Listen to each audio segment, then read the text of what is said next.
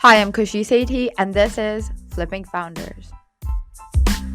Incoming analyst at Deloitte, pro bono consultant at Accenture, and founder of a nonprofit, having helped more than 500 people from Vancouver to Ghana to Pune. Today, I have with me Ritika Saraswat. And congratulations on receiving the Young Achievers Award by Indian Achievers Forum and getting your story featured in Michigan Times. Thank you. Coming from Pune in India, the UBC, to study kinesiology. That's the study of human body movement. And then sort of starting your nonprofit, Redefined. How's your journey been like? Was it something you expected? No, I think just like with anyone else, I feel like it's definitely not something I expected down the line because initially when I came to Canada, it was just with the hope that, I'm coming to study kinesiology with the hopes of getting into medicine. Because I've always wanted to give back to the community, and I was like, the best way to do it, or as I was told by my parents, is to become a doctor. Because I come from a South Asian background, so it's just doctor, engineer, or lawyer, and I followed the doctor path because I love biology. But then I think when I came here, I'm also someone who loves exploring diverse fields. And I think I came across opportunities in terms of like marketing and consulting, which I did along the way. And I was kind of like, and a lot of the consulting roles that I did do, they were in relation to clients that were founders of nonprofits. So that's when I kind of realized the impact potential that they had in terms of creating on the community. And I was like, that is what kind of inspired me to do the same. And that is what led me not only into consulting, but also eventually starting and founding my own nonprofit. So it's definitely not something I expected, but I think as long as you keep yourself open to exploring diverse opportunities, you do come across things which you never expected that you would be good at, or you never really I don't know, think about it consciously, but it just happens. Yeah. Yeah, and I think moving on to Redefine, what made you want to start a nonprofit? Why nonprofit? Yeah, so like when I actually founded my nonprofit, I was doing two part-time jobs and I was a student, and I was doing like an internship as well.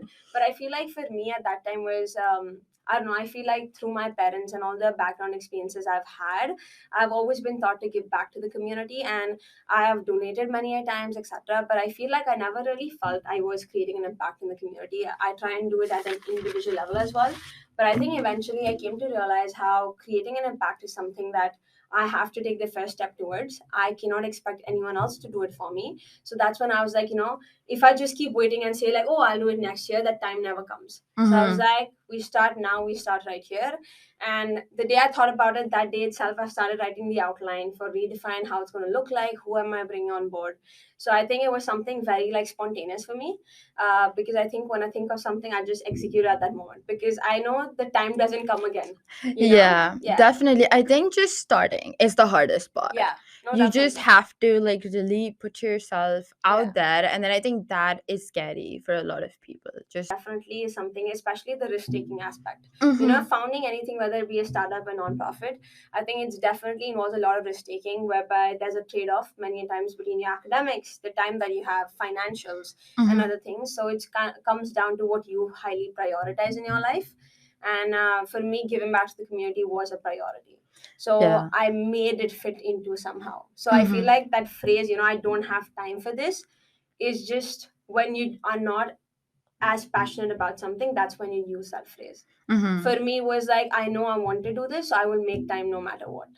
Yeah, and I think that's really important. And when you sort of, decided, Yeah. and then when you sort of told your parents and your close friends about what you're planning to do, what was their Yeah. reaction? What were they supportive throughout, or were they like a little skeptical? Especially with Redefined, you mean? Mm-hmm. Yeah. I feel like my parents have always been supportive about it, but obviously, like, with friends, with a lot of career advisors, eventually people kind of understood why I was kind of chasing this dream, chasing this goal as much, because it was definitely something that is very personal to me. And I think it's like, I'm just like, it's my passion. How do I say? Like, I'm crazy about just giving back and creating an impact. So, no matter if I'm sick, no matter if I have exams coming up, I feel like that part of giving back to the community is always exist in some way or another. I think that just shows like the commitment, your like Yeah. commitment from your side. And now talking about the impact you've created in such a short time, because I think it's just been a year since you've started. Actually, it's been 6 months since we started. Oh, six Redefined. months. Yeah. Yeah. So Yeah, providing resources and helping education and training of 500 students in a small area in Ghana, and then sort of hosting a food drive downtown Vancouver east side, providing free haircuts to homeless community, and feeding, I think, more than 500 people 3, course hand-cooked meals in Pune. Yeah.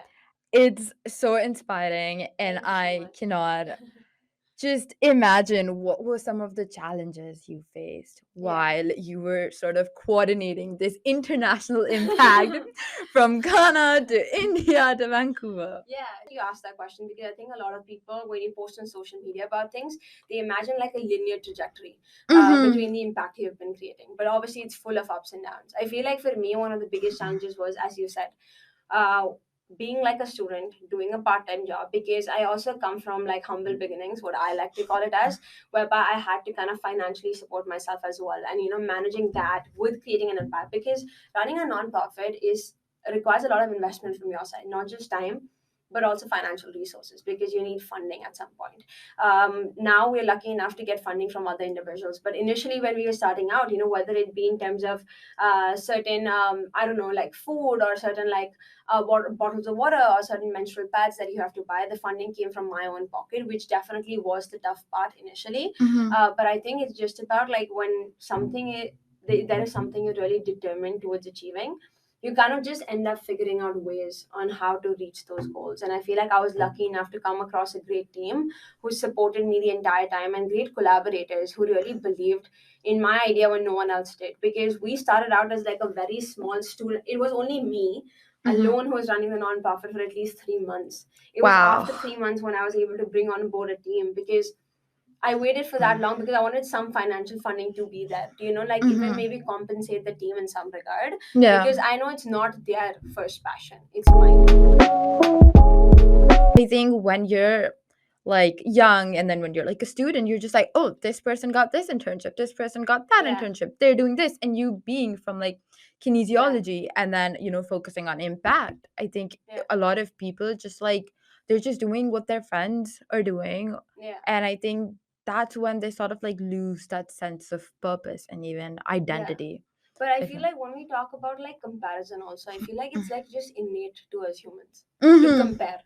Even if we in be the impact space, I've seen so many nonprofits. Like even myself, I'm also guilty of like comparing myself to others. Because who is not? Everyone wants to improve in a particular way, but I think there's a line you draw between comparing yourself and doubting yourself by doing that Mm-hmm. comparison versus taking inspiration from someone through that comparison.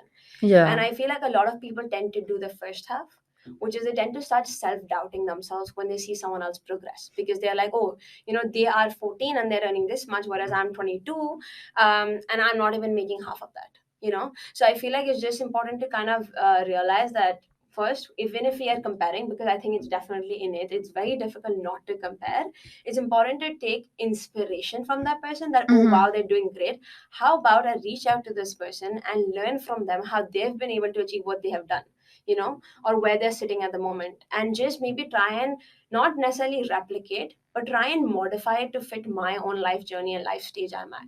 Because I feel like everyone has their own time frame, timelines, and it's just important to be cognizant about that, and try and just, yeah, that's why I think like networking also comes important, is Mm-hmm. because I have a tendency to compare, but what I have found a solution around it is just reach out to those people, talk to them about their experiences, learn from them how they did it, and try and implicate those same things for yourself, and then check in with them to know that, am I doing the right thing according to you. Yeah. It's important to take that feedback and then modify it yourself. Don't. And I think especially when it comes to like networking Yeah, with social media and this yeah, comparison, and now you're like, and now when we talk about the digital space, yeah. you're a LinkedIn influencer with you're a LinkedIn influencer with, I don't know, 10,000 followers I last Almost. checked. Yeah, 10,000 followers I last checked.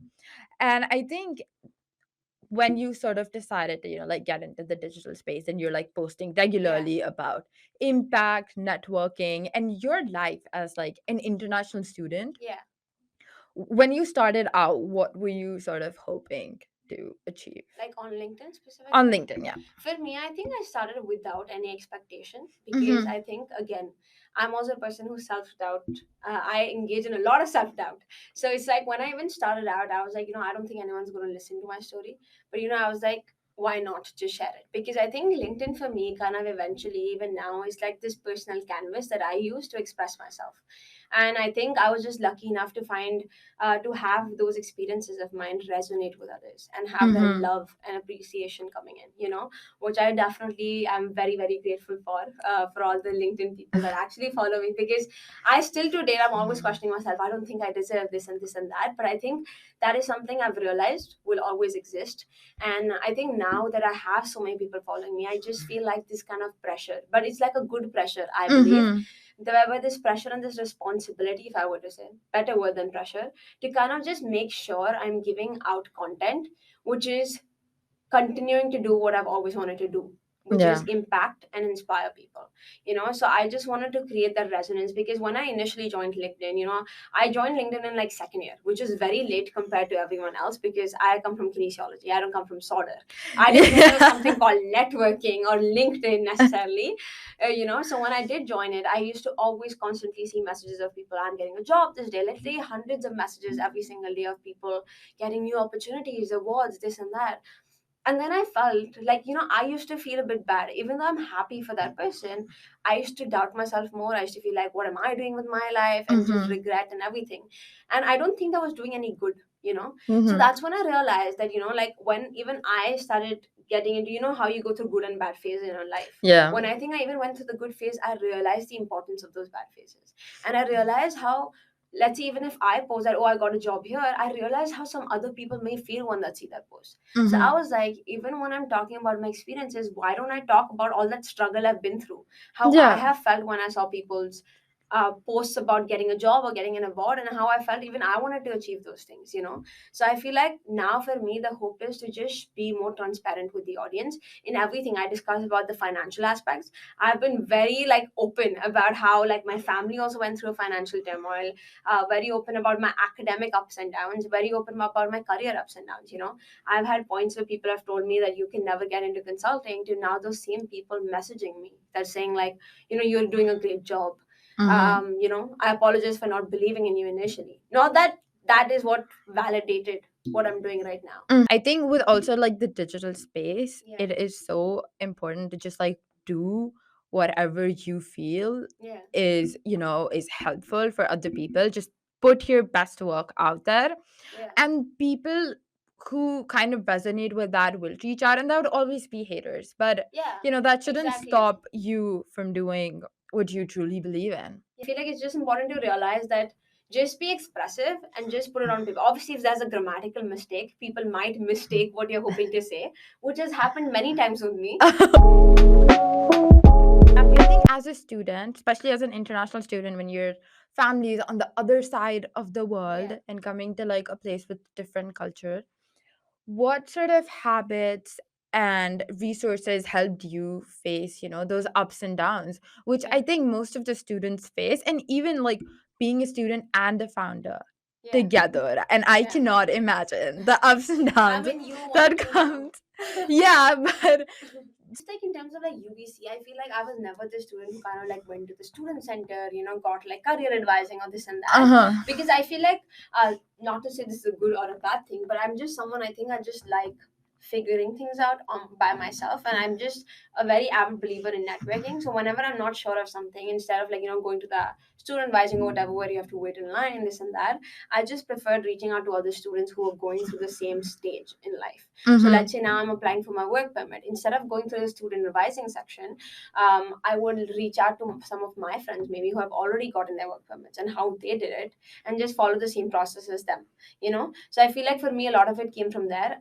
Yeah, just optimizing whatever time you have, because as we say, there's this phrase. I don't like that phrase that says I don't have enough time, because Yeah. I feel like, yes, that can happen, like maybe if you're the president of a country or something, but I'm just saying is like, it's all about creating time for things. Obviously, Yeah. you cannot do hundreds of things together, but I think if you prioritize what's most important, then you can definitely make time. Mm-hmm. Yeah. And I feel like there's also this sort of aspect from society. Yeah. That, I think I was talking to this friend of mine about like the podcast I'm Yeah. starting, and then Yeah. like he asks me that, Kushi, like, has this sort of fear of being judged by others Yeah. ever stopped you from doing what you truly believed Yeah. in? And I said, no, not until like recently. Yeah. And then this like thoughts were coming that like, should I start a podcast? Who will listen to it? Like, Yeah. what would it be? Yeah. Like, and then I was just like, let's just start. Let's just go Yeah. for it. And whatever will Exactly. happen We'll see. will happen. Yeah. Yeah. And then that story I saw on your LinkedIn was so moving about sort of like your mom's jewelry. Yeah. Would you like to talk about that? Yeah, sure. I feel like for me, honestly, I think, I don't know, like as I'd mentioned before, also like on my LinkedIn, also I've been very expressive with the audience in terms of how my family went through like a financial turmoil because of COVID, as a lot of Families did. And I have, feel, yeah. especially a lot of international student families, and I think a lot of people didn't talk about it. But I know it was a reality as I saw from my close friends and family. Mm-hmm. So I think like for me also, like, going through that phase, now hopefully things are better, touch wood. And I feel like when that happens, you kind of just realize the importance of things you had before. So, like a very simple thing in that case is jewelry, which I think I remember when we went through that turmoil, we had to sell off a few things because me and my sister both were getting education abroad. Mm-hmm. So it's definitely expensive, as we know. It's like And Vancouver is no cheap place. Exactly. Vancouver is no Yeah. cheap place to be at. And living on campus, so it is definitely expensive. So no matter if you do 2 3 part-time jobs, like, I mean, you can't even do 3 part-time jobs This is minimum wage. Exactly. It's minimum Yeah. wage. And plus you cannot cross a certain number of hours, and you have to get good grades so that you can get scholarships. So I had to maintain a few scholarships as well, and therefore maintain those grades at the same time work. So I feel like for me it was a very big achievement when me and my sister, we worked hard. I think it was in our second year when we told our parents, okay, no need to financially support us anymore. You just make sure you pay for a tuition. Everything else we'll make sure we do ourselves. Mm-hmm. I think while we were doing that, we were also making sure we're saving up money. And I think after I think like 8 months or something, we were eventually able to save up a decent amount of money. And we went to Pandora and we bought her jewelry. Obviously, it's nowhere close to what my mom's owned before, or owns currently. But I think it just felt like a small step towards something bigger we hopefully want to do one day. I hope next time it's Tiffany's. Yeah. And I feel like even for my parents, like for my mom, it was a big deal. And I think it was a big deal not because of the amount of the money that we spent, but it was kind of the thought behind it, because even she knew, as you know students or as children of our parents, like, because we've been brought up in a certain lifestyle and suddenly adapting to a new one, especially like in a foreign country. Not just that, like, when we came to Canada, because it was pre-COVID and everything, things are great and this and that. You didn't have to do a part-time job. I was not doing a part-time job initially, like I was chilling on my parents' money, this and that. But Going to Rec Beach. Yes, exactly. But I think when all of that happened, that's when I kind of got that reality check, and I'm very happy that it happened, because I feel like it's helped me become the person I'm today. I think any of the awards or anything I've got into, like, a lot of people think, oh, it's been very easy for her, whatever. But I feel like it's definitely, I know people have it worse. I've been fortunate enough to have it, like, still be able to recover from that. But I feel like, yeah, that's why I think I just want to point this out, is because any of those awards or anything that you do see online, it's not doesn't happen overnight. It's definitely something that takes time, and this is definitely just the beginning.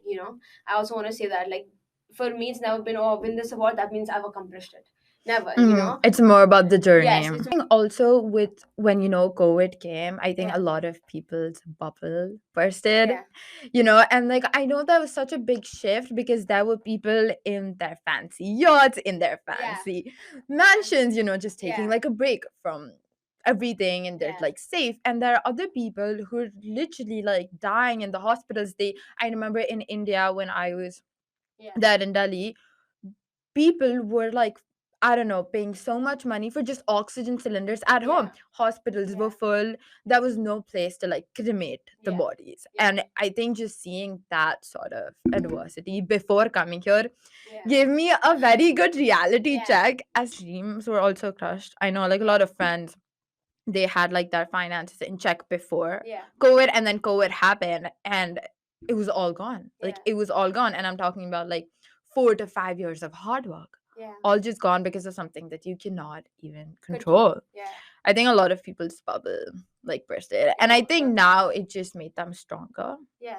I think it Yeah. definitely made them stronger. Yeah. No, it's definitely, I think, difficult. And I also want to say, anyone who went through it, like, you don't always have to recover 100% from it, or there isn't a timeline to recover. Because I think when people think about coming out of like a dip in life, I don't even Yeah. want to call it a dip, but rather this extra push that you need in life sometimes. I Yeah. feel like a lot of people also start comparing in terms of how fast you bounce back.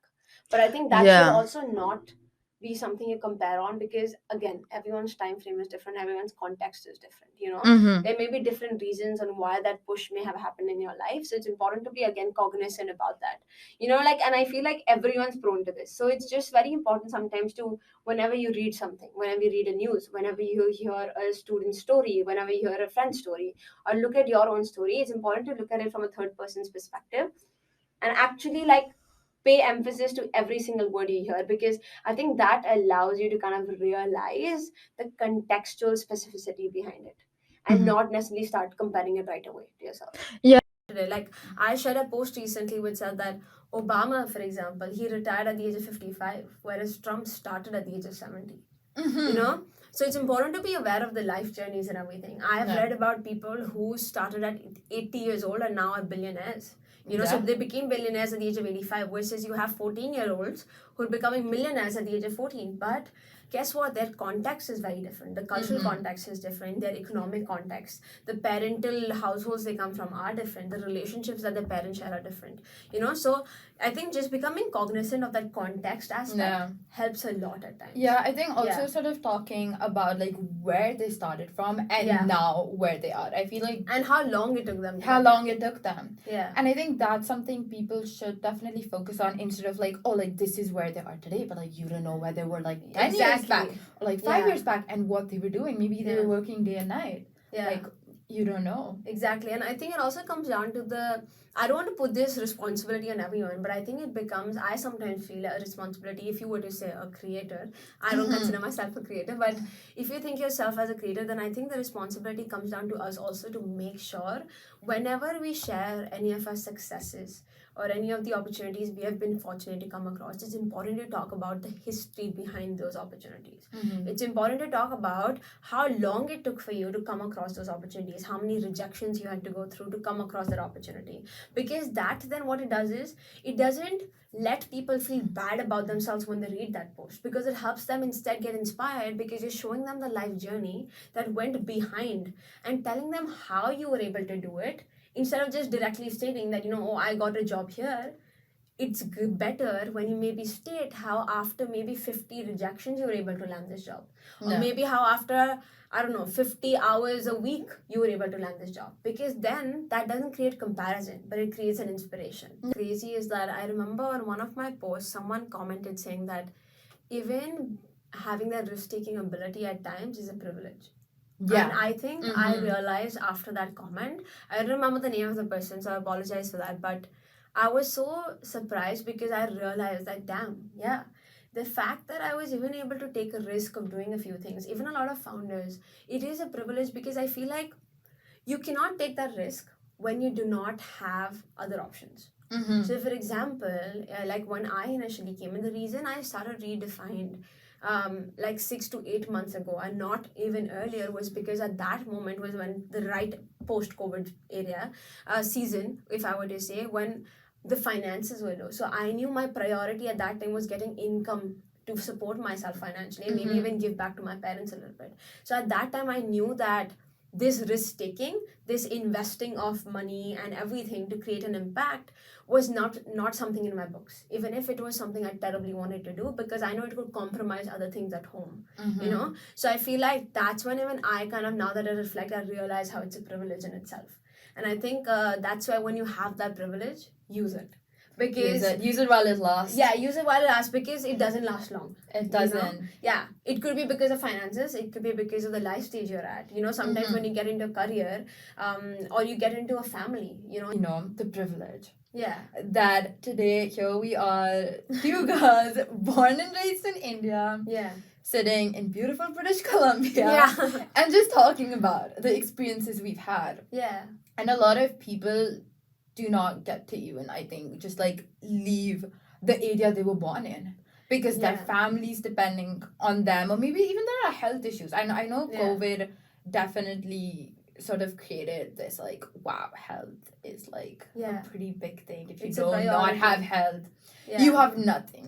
You Yeah. absolutely have nothing. Yeah. And I feel like also it's like in the morning I was actually interviewing someone, and even I realized through like talking about it, like recently we're doing collaboration with two other organizations for the Ghana, the education of the 500 students. And it's so surprising that you realize how fortunate you are, because we have this table here, we have these chairs, we have these fancy mics, you know, like this is also such a privilege, because a lot of the schools there, they don't have tables and chairs. A lot of sitting on the floor and studying. Now imagine how discouraging that can be to certain students, you know, who are, and now you bring them to a place which isn't even appealing as much, you know, you don't have a proper board and this and that. So I feel like it just makes you just realize like how things that we take for granted, like a table and a chair, like for me it seems very like simple. So you know, and it was so shocking to me that that is also something that could mean so much to those children. It could actually mean an education that could impact their lifetime, their careers, and so much more, you know. So I think, yeah, just kind of keeping yourself open to diverse experiences and ideas really helps you realize that. Yeah, thank you so much for coming to Flipping Founders Yeah. and sharing about your story and your journey. And I wish you best of luck for you. this new chapter in your life. And I know you're going to be absolutely amazing. I think I really feel honored. So thank Oh, you for thank inviting me, and I hope I was able to do well. Yes, of course. Yeah, and yeah, best of luck with your podcast. I think what you're Thank you. doing is great, and I'm just excited to see where you take it.